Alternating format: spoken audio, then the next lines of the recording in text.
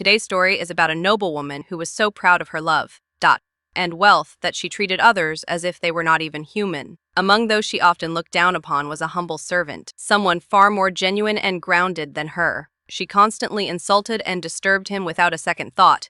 But one day, fate had its own plans. Both the noblewoman and that same servant ended up stranded together on a deserted island. Survival there was not easy. As hunger and thirst began to take over, the once proud woman started to feel helpless.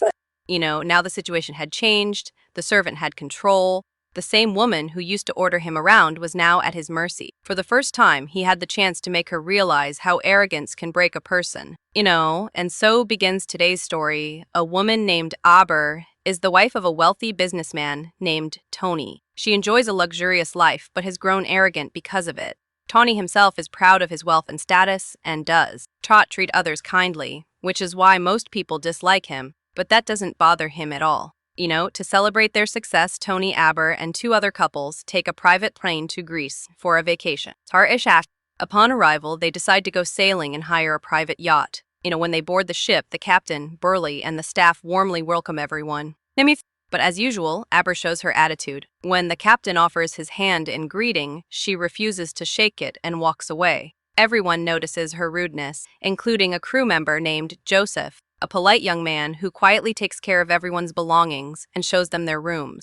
Aber dislikes everything on the ship and acts as if she's above everyone else. When she rudely asks if there's a gym, Joseph jokingly brings her a small exercise bicycle and says, "Will this do for you?" He was teasing her a little, but Aber gets angry and snaps, "I can have you fired." The next day, everyone goes out on small boats to enjoy the sea. While the others swim and have fun, Aber stays behind because she's afraid of water. She orders Joseph to stay on the boat with her.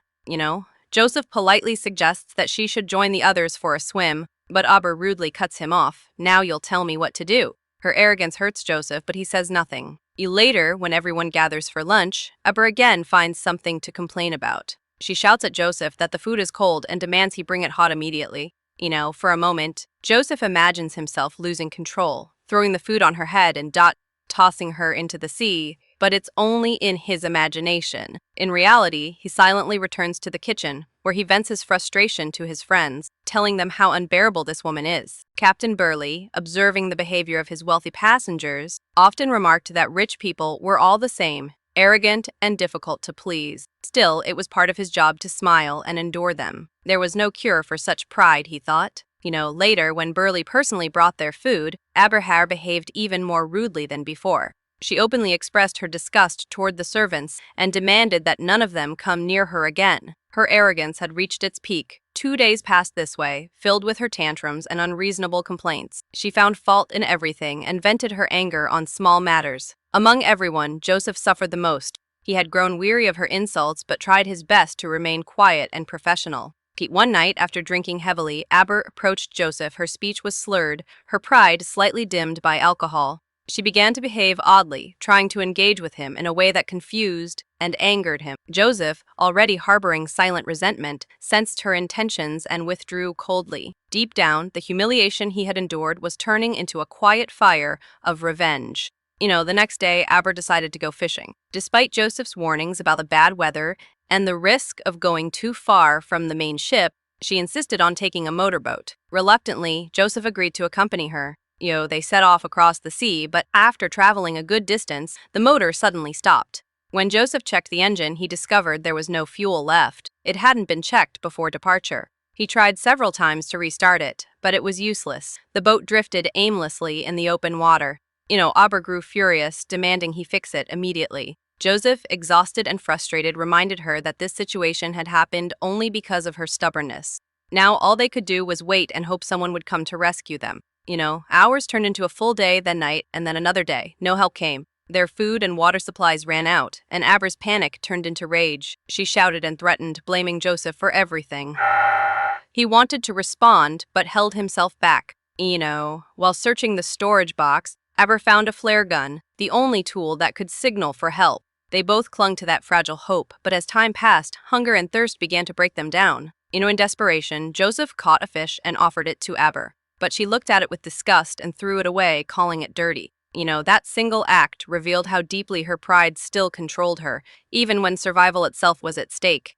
As they drifted helplessly, a faint light appeared in the distance, a boat. Desperate to signal for help, they tried to fire the flare gun. But, in their panic, the shot misfired and struck the boat instead, puncturing it and releasing the trapped air. The small vessel began to sink rapidly, forcing them to cling to the remaining half just to stay afloat. Night fell soon after. The sea grew wild, rain poured heavily from the dark sky, and thunder rolled across the waves. The storm battered them through the long, cold night, yet somehow, they managed to survive by holding on to the broken piece of the boat. When morning came, the storm had passed, and sunlight shimmered faintly on the horizon. Far away, they could see land, a small deserted island. Hope flickered again. With the last of their strength, they paddled toward it, fighting exhaustion and hunger, until they finally reached the shore. Collapsed on the sand, they caught their breath, drenched and trembling. The noblewoman's pride began to return as soon as she realized she was alive, while the servant felt only relief. But the island was silent, empty, and endless, just the two of them, stranded far from the world they knew. It was the beginning of a new struggle for survival,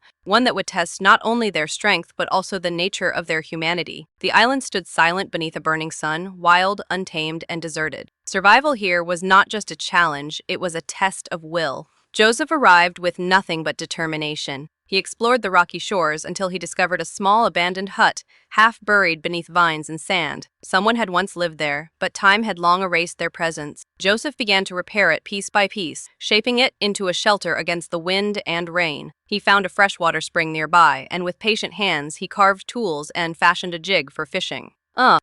Elsewhere on the island, Eber wandered aimlessly through the wilderness. Hunger gnawed at her, yet pride held her back from showing weakness. When she stumbled upon Joseph quietly eating his catch under the shade, she hid and watched. The smell of roasted fish filled the air, tempting her beyond endurance. Desperation eventually led her to approach him. But the island had already changed Joseph. Resentment from the past surfaced within him, and he denied her the simple mercy of food. Eber, once rich and proud, tried to offer him wealth, promises of golden money that meant nothing in this desolate world. Cast her treasures aside, reminding her that power and status held no value in a place stripped bare of civilization. Humiliation turned to rage. Eber lashed out, only to be met with harshness. Joseph's temper erupted, and in that moment a strange balance of power shifted. He declared himself the master of this lonely land, and made Eber his servant. Eber's Agna. From that day on, Eber worked relentlessly, washing his clothes, fetching water, gathering firewood, and preparing meals she barely got to taste. The woman who had once lived in luxury now ate half-cooked fish with trembling hands, her pride dissolving with each passing day.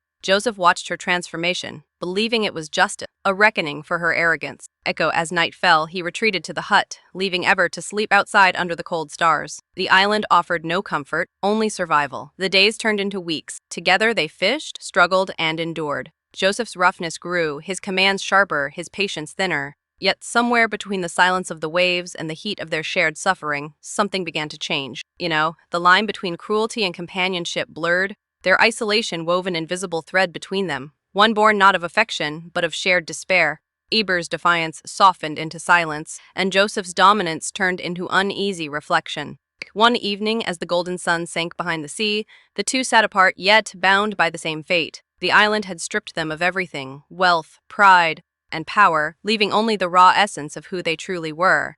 In that emptiness, they began to understand one another, not through words, but through survival itself. The deserted island, once their prison, had become a mirror, reflecting their sin, their strength, and the fragile humanity that still lingered within. Joseph's heart had grown heavy with pride, but deep inside, something more human stirred. Every harsh word, every cruel act toward Eber was, in his mind, a way to break her arrogance, to teach her humility, to make her a better person. Yet without realizing it, he too was changing. The once proud man, who saw himself as master, now found his authority hollow. The island had stripped him bare, leaving only raw emotion beneath the surface. Yido Eber, once the image of vanity and wealth, had become weary of his constant taunts. Her spirit was battered, her patience fading. One afternoon, when Joseph provoked her again, she snapped.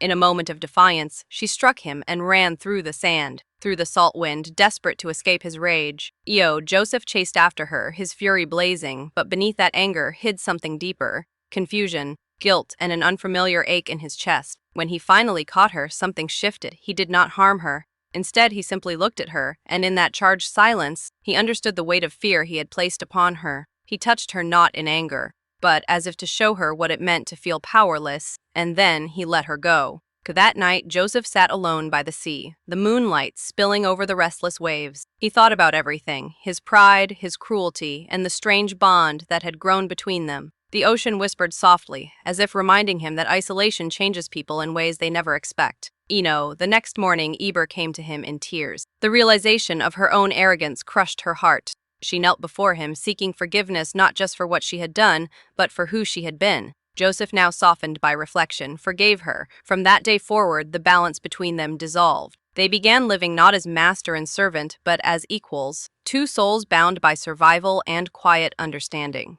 Their days became gentler. Together they fished, repaired the hut, and shared laughter that once seemed impossible on that barren island. As time passed, the hostility between them melted away, replaced by something warm and fragile, affection. One night, beneath the canopy of stars, the distance between them vanished. They surrendered to the emotions they could no longer hide. From that moment, their lives intertwined completely. The island that once imprisoned them now felt like their shared world, simple, wild, and free. They found solace in each other's presence, filling the emptiness of isolation with companionship and love. Eber, once haunted by her past, began to open her heart. She spoke of her old life, a cold marriage, a loveless home, and the emptiness that luxury could never fill. In Joseph's rough hands and honest heart, she found the care she had never known. Joseph, too, realized that love had quietly replaced anger, that the woman he once despised had become his only reason to smile.